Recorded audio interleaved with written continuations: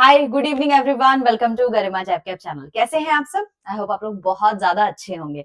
तो guys welcome to one shot series. आप सभी को पता है कि इस वन शॉट सीरीज में मैं आपको इंपॉर्टेंट टॉपिक्स को डिस्कस करती हूँ। पीवाईक्यू, एमसीक्यू, सारी चीजों को मैं यहाँ पर आपको समझाती हूँ और हम यहाँ पर एग्जाम्पल्स के साथ चीजों को समझते हैं।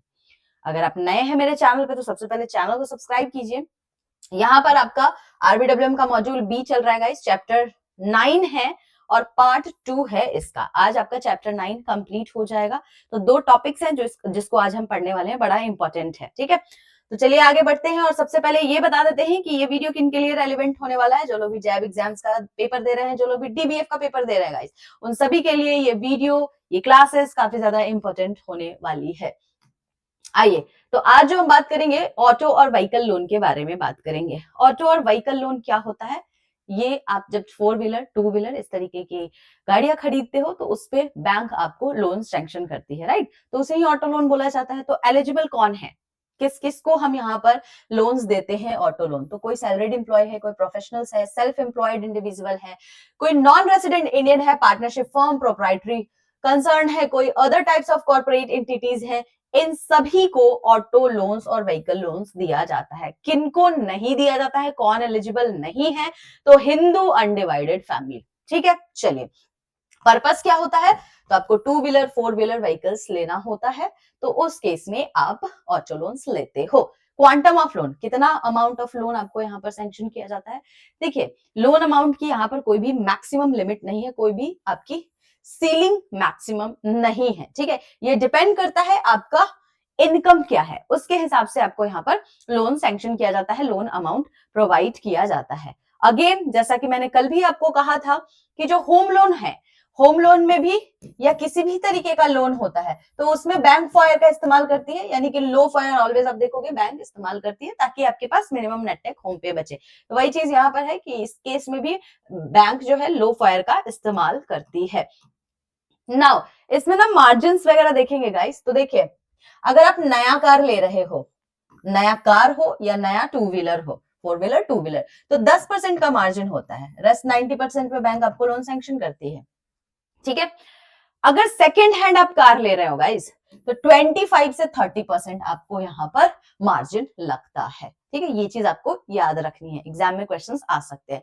सिक्योरिटी में हाइपोथिकेशन देते हो आप अपने व्हीकल की। ठीक है, यानी कि बैंक आपके व्हीकल के कागज अपने पास ही रखती है अनटिल अनलेस आपने लोन को रीपे ना कर दिया। अगर आप लोन को रीपे कर दोगे ये व्हीकल आपका हो जाएगा, आप इसको चला सकते हो। जब हाइपोथिकेशन आप किसी चीज की देते हो ना तो आप उसको चला सकते हो, सारी चीजें आप कर सकते हो, लेकिन अभी भी वो गिरवी रखा हुआ है बैंक के पास। जब तक आप पूरा ईएमआई लोन अमाउंट भर नहीं देते तब तक आपके व्हीकल को रिलीज नहीं किया जाएगा। ठीक है, इसी को हाइपोथिकेशन कहते हैं। Rate of interest again banks to banks यहाँ पर वैरी करता है एंड प्रोसेसिंग चार्जेस भी बैंक्स टू बैंक्स गाइस यहाँ पे वैरी करते हैं। ठीक है, चलिए आइए इसके बाद हम यहाँ पर देखेंगे मोराटोरियम पीरियड। मैं एक चीज बता देती हूँ आप लोगों को, होम लोन और एजुकेशन लोन, ये दो ऐसे लोन हैं जिसमें बैंक आपको मोराटोरियम पीरियड प्रोवाइड करती है, यानी कि हॉलिडे पीरियड प्रोवाइड करती है।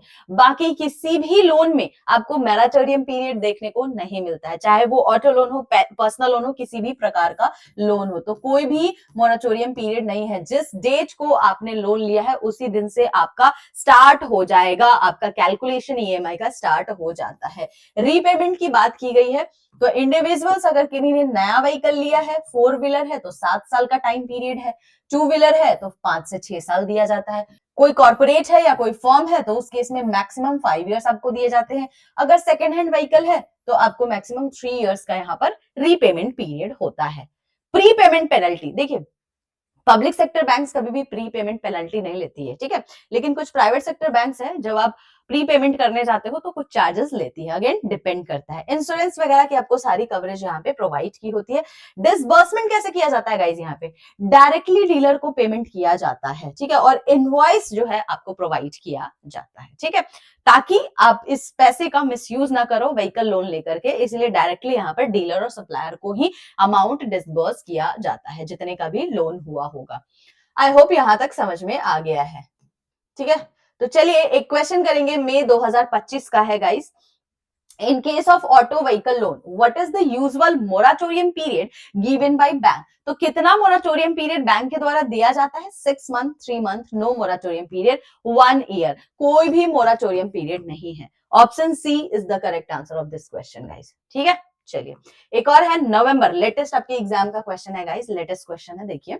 The maximum repayment period for a new 4 wheeler loan to an individual is generally, कितना है? 4 व्हीलर लोन की बात कर रहा है, नया कार आप खरीद रहे हो, उस केस में क्या रिपेमेंट है आपका? 3 इयर्स, 5 इयर्स, 7 इयर्स या 10 इयर्स? तो इसका करेक्ट आंसर क्या हो जाएगा गाइस? इसका है 7 years is the correct answer of this question.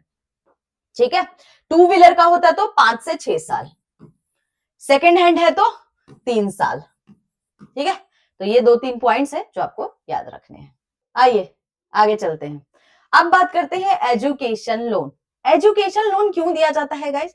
तो देखिए, सरकार के द्वारा आपको ना एजुकेशन लोन की फैसिलिटीज प्रोवाइड की गई है, सो दैट ऐसे पर्सन जो कि इकोनॉमिकली वीकर सेक्शन से आते हैं, financially weaker sections of the society से आते हैं, जिनके पास इतना पैसा नहीं है कि वो अपने बच्चों को हायर एजुकेशन प्रोवाइड कर सके, उस केस में एजुकेशन लोन लिया जाता है। ठीक है, तो इसके लिए सरकार भी काफी सारे स्कीम्स निकालती है, जिससे फाइनेंशियली वीकर जो भी फैमिलीज होती है, उनके बच्चे हायर स्टडीज कर सके, उसके लिए बैंक और सरकार दोनों ही आपको यहाँ पर लोन्स प्रोवाइड करती है, क्योंकि पढ़ेगा इंडिया तभी तो बढ़ेगा इंडिया। तो इसीलिए आपको एजुकेशन लोन दिया जाता है फॉर हायर एजुकेशन।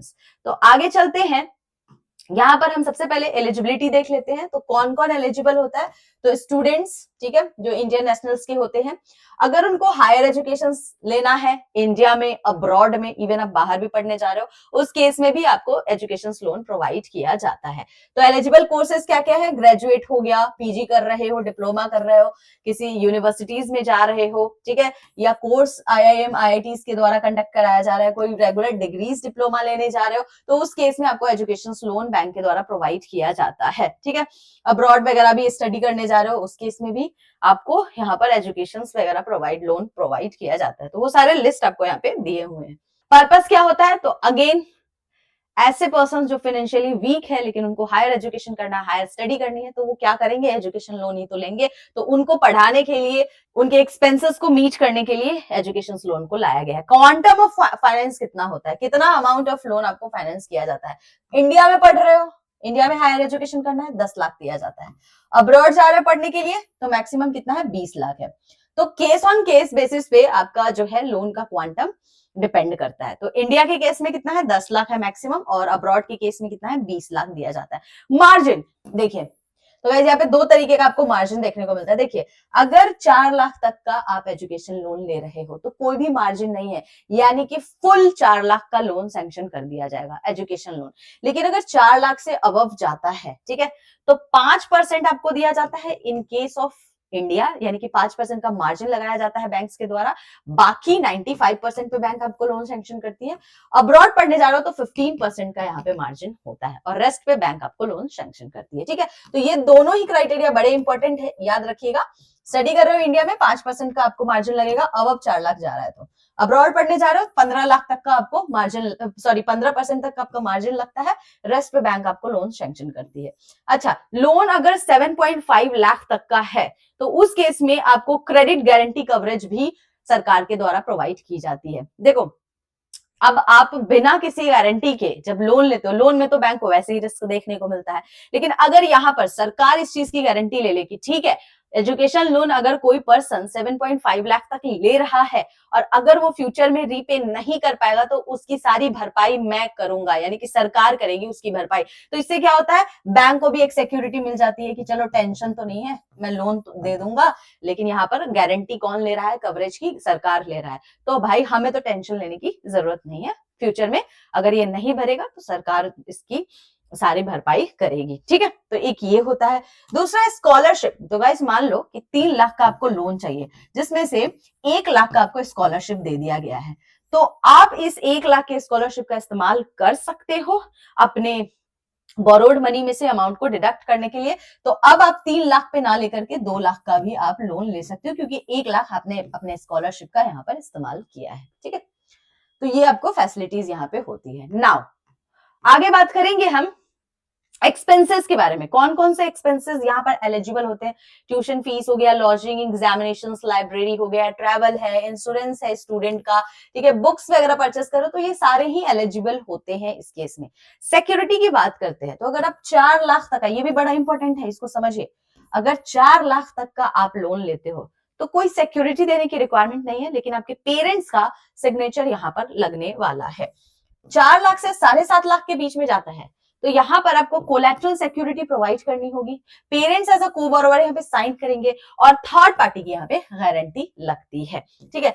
अब अगर 7.5 लाख की बात करें, 7.5 लाख से ऊपर अगर जाता है तो पेरेंट्स ज्वाइंट बोरोवर की तरह साइन तो करेंगे, कोलैटरल सिक्योरिटी भी लगेगा, लेकिन तीसरा यहाँ पे क्या होता है, असाइनमेंट लगता है of the future income of the student.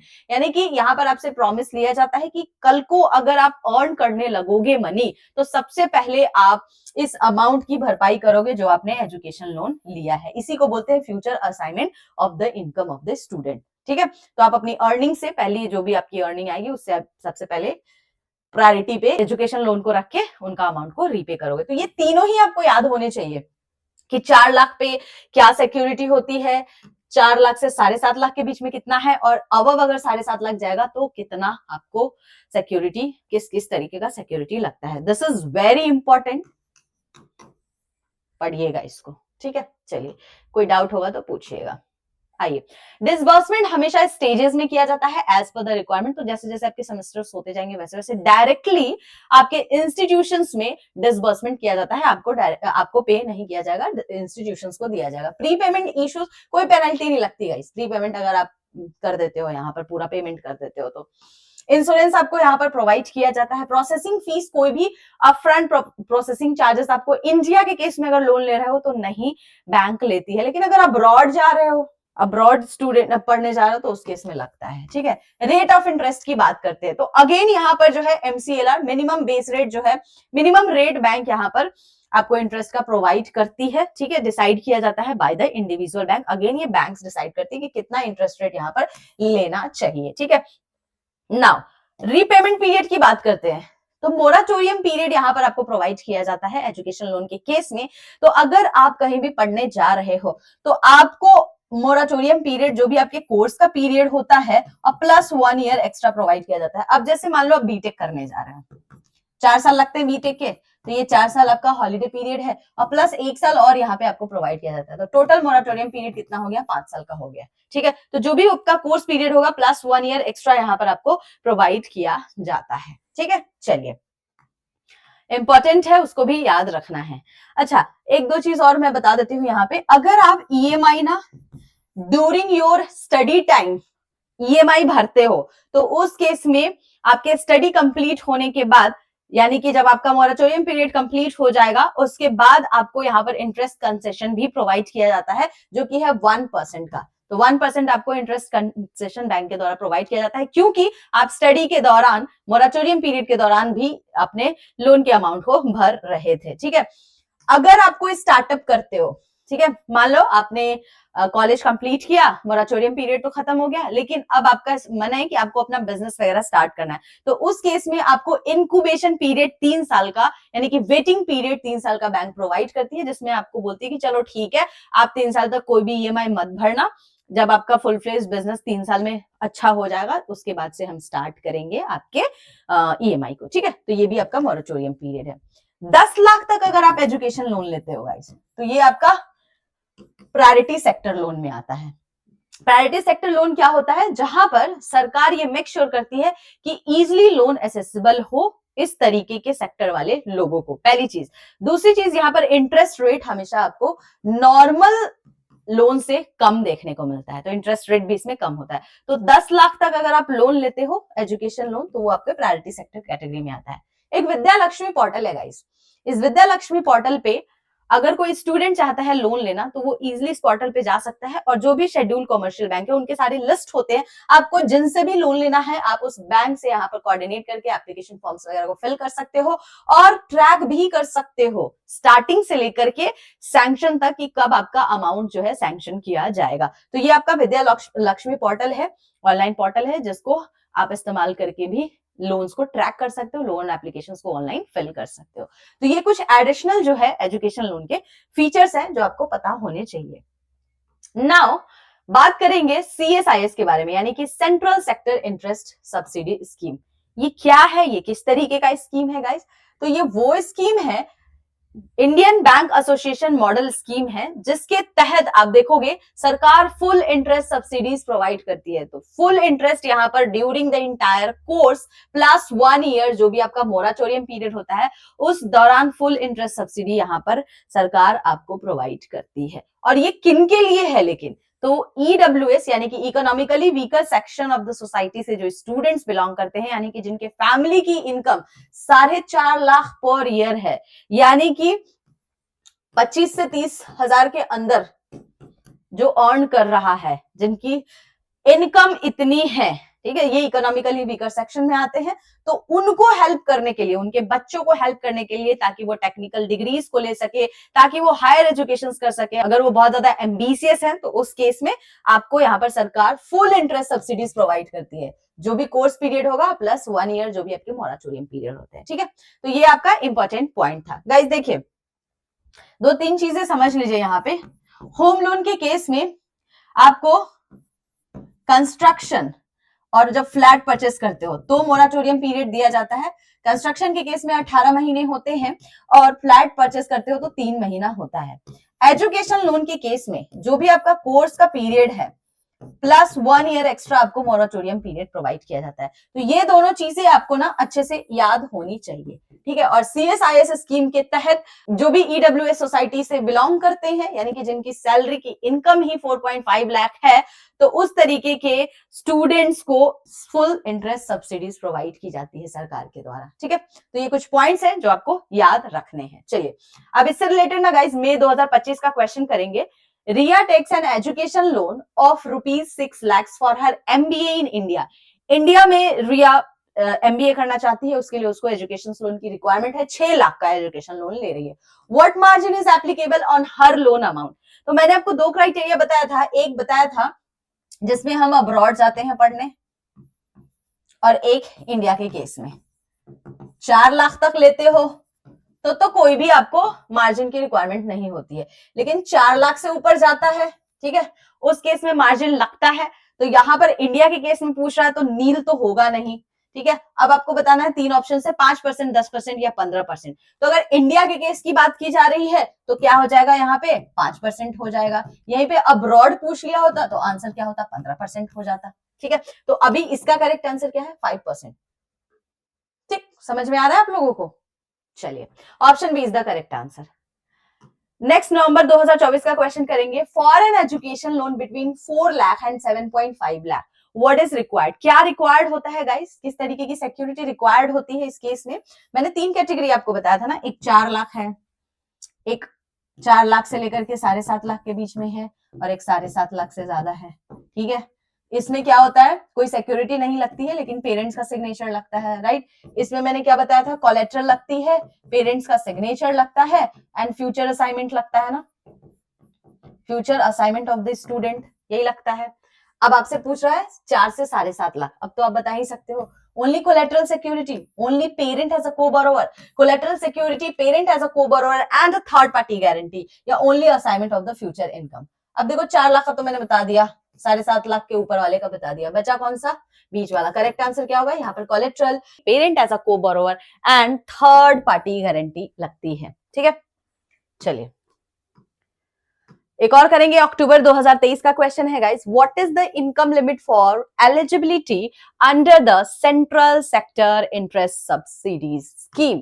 तो आपसे पूछ रहा है क्या इनकम एलिजिबिलिटी होती है, 2.5 lakh per year, 4.5 lakh per year, 6.5 lakh per year, या 8.5 लाख पर ईयर? इसका करेक्ट आंसर क्या हो जाएगा गाइस? तो इसका करेक्ट आंसर हो जाएगा 4.5 लाख पर ईयर। और इस स्कीम के तहत फुल इंटरेस्ट सब्सिडी सरकार के द्वारा प्रोवाइड किया जाता है during the course period and plus 1 year जो भी आपका मोराटोरियम पीरियड होता है, ठीक है। चलिए, आई होप आप लोगों को समझ में आ रहा होगा। तो गाइज अगर आ रहा है तो अभी जाकर के चैनल को सब्सक्राइब कीजिए। अगर आप एग्जाम्स के लिए प्रिपरेशन कर रहे हैं, आपको लगता है कि मैं फ्रूटफुल तरीके से पढ़ा रही हूँ, चीजें समझ में आ रही है बेसिकली, तो आपने क्या करना है, यूट्यूब से जुड़ जाना है, टेलीग्राम से जुड़ जाना है, फेसबुक से जुड़ जाना है, इंस्टाग्राम, जहां से मैंने जुड़ जाइए, ये नंबर है, इस पे आप कोई भी डाउट को पूछ सकते हो, वैसे अपना फीडबैक भी दे सकते हो, कोई भी डाउट होता है कहीं से भी कनेक्ट कीजिए, बस अपने डाउट को क्लियर कीजिए, ठीक है। पीडीएफ मैं क्लास खत्म होते ही आपको टेलीग्राम चैनल पे प्रोवाइड कर दूंगी। तो आज के लिए इतना ही है गाइस, मिलते हैं कल नए टॉपिक के साथ, तब तक के लिए bye bye, good night and take care.